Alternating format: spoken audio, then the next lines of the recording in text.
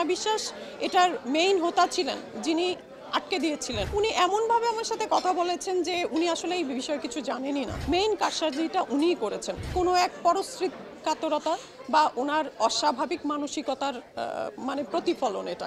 ছাত্ররা তাদেরকে অনেক কিছু বলে দিয়েছে এবং দেশের মানুষ তাদেরকে সে জবাব দিয়ে দিয়েছে। তাদের যিনি নেত্রী তাকেই দেশ থেকে তাড়িয়ে দিয়েছে। শাম্মী আপু, প্রথমেই আপনাকে অভিনন্দন জানাচ্ছি। নতুন বছরের প্রথম সিনেমা মধ্যবিত্ত, সেখানকার অভিনেত্রী আপনি। তো ঠিক এই মুহূর্তটা কেমন লাগছে সিনেমা মুক্তি দুদিন পর?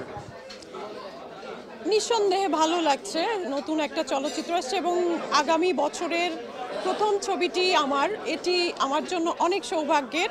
তবে কিছুটা আনন্দ বাকি থেকে যায়, কারণ ছবিটি 25-এ রিলিজ হবে। তারপরে দর্শকের কাছে কতটা পৌঁছাবে এবং দর্শক কতটা ঘটনার কাছাকাছি বা আমাদের চরিত্রগুলোর সাথে কাছাকাছি যেতে পারবে, এটাই হচ্ছে সবথেকে বড় বিষয়। তখন যদি খুব পজিটিভ সাড়া পাই তাহলে এই আনন্দ পরিপূর্ণতা পাবে। একে তো বছরের প্রথম সিনেমা, সেই হিসেবে অবশ্যই স্পেশাল, কিন্তু তারপরও আসলে কোনো উৎসব ছাড়া এই সময় আসলে সিনেমা মুক্তি দেওয়া, এটা আসলে আর মধ্যবিত্ত তো অনেকগুলো বাধা পেরিয়ে আজকের অবস্থানে এসছে। তো আসলে এই সময়টা আপনাদের জন্য কতটা শুভকর হবে বলে মনে করছেন? আমি ওই যে একটা কথা বললাম যে পৃথিবীতে মা তো তার সন্তান জন্ম দেওয়া বন্ধ রাখবে না, তেমনি ক্রিয়েটিভ মানুষ তাদের ক্রিয়েটিভিটি মানুষের সামনে এভাবে আনতেই থাকবে। তাতে জনসংখ্যা যতই বাড়ুক, তাতে যত কষ্টই হোক, সেটা রিলিজ দিতে, সেটাকে তত্ত্বাবধান করতে, সেরকমই যে করোনা পরবর্তী সময়ে, করোনার সময়টাতে আমাদের কি দুর্যোগ গেছে চলচ্চিত্রের উপর, মানুষ বেকার হয়ে গেছে এখানে যারা সংশ্লিষ্ট, তারপরও কিন্তু এই জায়গাটাকে ছেড়ে যায়নি। আবারও যখন একটু একটু করে কাজ শুরু করেছে, সবাই একত্রিত হয়েছে।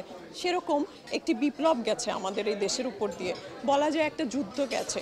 তাহলে একটা যুদ্ধ বিধ্বস্ত দেশে এরকম চলচ্চিত্র আসার বিষয় হচ্ছে, অনেক চলচ্চিত্র যেগুলো আটকে ছিল সেগুলো রিলিজ হচ্ছে। একটা মায়ের কিন্তু প্রসব বেদনা থাকে না, এই চলচ্চিত্রগুলো রিলিজ না হলে কিন্তু এক একজন ডিরেক্টর প্রডিউসারের সেরকমই বেদনা, তো সেই বেদনা থেকে কিন্তু মুক্তি পাচ্ছে, এটা কিন্তু আসার বিষয়। হলে অবশ্যই যাচ্ছে এবং আমার কাছে মনে হয় যে তুলনামূলকভাবে কম যাবে, এটাই তো মেনে নিতে হবে, কারণ মৌলিক চাহিদাগুলো যেখানে প্রশ্নবিদ্ধ, সেখানে বিনোদন তো কিছু পরে আসে। তো সেই বিনোদনের জায়গাগুলোতে হচ্ছে আমাদের প্রত্যাশাটাও একটু কম থাকা উচিত এখন। কিন্তু আসার বিষয় হচ্ছে চলচ্চিত্রগুলো রিলিজ হচ্ছে, আর মধ্যবিত্ত এমন একটি চলচ্চিত্র যে প্রত্যেক মধ্যবিত্তের জীবনের সঙ্গে কানেক্টেড। এখানে 2 পয়সা জমিয়েও মধ্যবিত্ত দেখতে যাবে মানুষ, আশা রাখি। এই যে দীর্ঘ সময় মধ্যবিত্ত আটকে ছিল, আপনাদের যারা অভিনয় করেছেন তাদের আসলে মানসিক অবস্থাটা কেমন ছিল? এই প্রসঙ্গে যদি বলি, যখন তানভীর ভাই এই মধ্যবিত্ত নিয়ে স্ট্রাগল করছে, যখন সেন্সর বোর্ড এটা আটকে দিয়েছে, এবং আমি নাম ধরেই বলবো, অরুণা বিশ্বাস এটার মেইন হোতা ছিলেন, যিনি আটকে দিয়েছিলেন এটা। আমি সরাসরি ওনাকে ফোন দিয়েছি এবং উনি এমনভাবে আমার সাথে কথা বলেছেন যে উনি আসলে এই বিষয়ে কিছু জানেনই না এবং ওনার এখানে কোনো কর্তৃত্ব নেই বা উনি এটা করতে পারছেন না, কিন্তু পরবর্তী সময় জানতে পেরেছি যে মেইন কারসাজিটা উনিই করেছেন।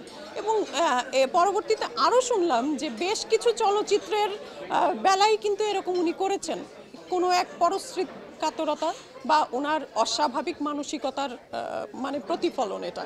তো কি আর বলবো, হ্যাঁ, বলার কিছু নেই।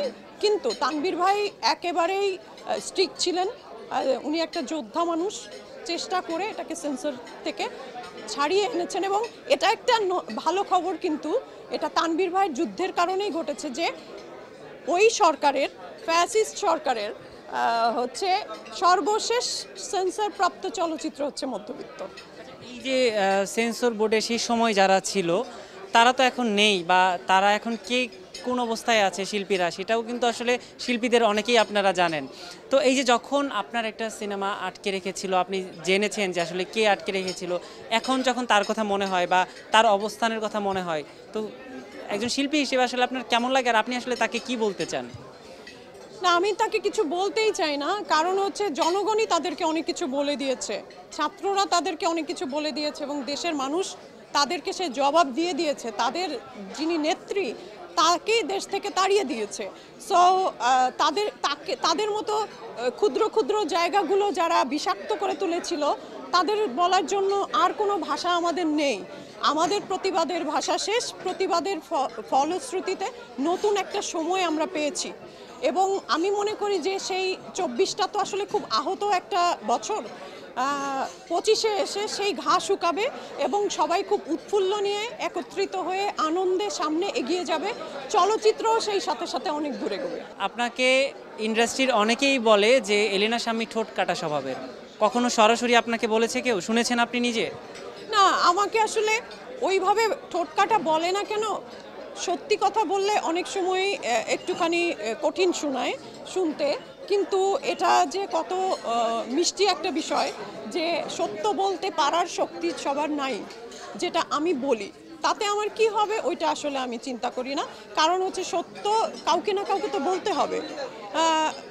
ইন্ডাস্ট্রিতে অনেক আর্টিস্ট আছেন যারা বিভিন্ন ডিরেক্টর, প্রডিউসার বলি বা কো আর্টিস্ট বলি, বিভিন্ন জনের দ্বারা অত্যাচারিত হয়, তারপরে মুখ বুঝে সহ্য করে যায়। অপরাধী আমি মনে করি যে তারাও অপরাধী, যারা সহ্য করে যাচ্ছে তারাও অপরাধী। অন্যায় যে করে আর অন্যায় যে সয়, দুজনেই তো অপরাধী। তো আমি তো অপরাধী হতে চাই না। সত্য বলার কারণে আপনাকে কখনো কোনো প্রবলেমে পড়তে হয়নি বা কোনো বাধার মুখে কি আপনাকে পড়তে হয়নি? বিশ্বাস করেন, আমার না খুব বেশি প্রত্যাশা নাই। অনেক বেশি প্রত্যাশা থাকলে অনেক প্রতিবন্ধকতা। আমি যদি বলি যে আমি এখন এতগুলা মুভিতে কাজ করব, এটার মডেল হব, ওখানে ফটোশ্যুট করব, এত কারিগরি টাকা ইনকাম করব, এই যদি প্রত্যাশা আমার থাকতো আমি সত্য বলতেই পারতাম না। আমার আসলে এত প্রত্যাশা নাই। আমি যতখানি কাজ করি তাতে আমি সন্তুষ্ট, সত্যি কথা বলতে। তো আমার সন্তুষ্টির সীমা অনেক অল্প, যে কারণে সত্য বলতে আমার কষ্ট হয় না। তা আমরা চাই যে মধ্যবিত্ত নিয়ে আপনারা নতুন বছরটা শুরু করছেন, আপনাদের সেই স্বপ্নটা মানে পূরণ হোক এবং দর্শকের কাছে মধ্যবিত্ত পৌঁছাক। আপনি যদি আপনার দর্শককে কিছু বলতে চান। অনেক ধন্যবাদ সময় টিভিকে, শুভকামনা। সময় টিভি সবসময় আমার মনে হয় যে সময় টিভির ঘরেরই মানুষ। আমি বহুবার গেছি, বহুবার ওরা এসেছে আমার কাছে, খুবই ভালো লাগে। নতুন বছরেরও শুভেচ্ছা জানাচ্ছি সময় টিভিকে, এবং দর্শককে বলবো যে মধ্যবিত্ত রিলিজ হচ্ছে 2025 সালের 3রা জানুয়ারি, বছরের প্রথম চলচ্চিত্র এবং সকল মধ্যবিত্ত পরিবারের প্রাণের চলচ্চিত্র। প্রত্যেকেই খুঁজে পাবেন নিজেকে, এই বিশ্বাস রেখে একটু হলে আসুন, আমাদের মধ্যবিত্তের সাথে থাকুন।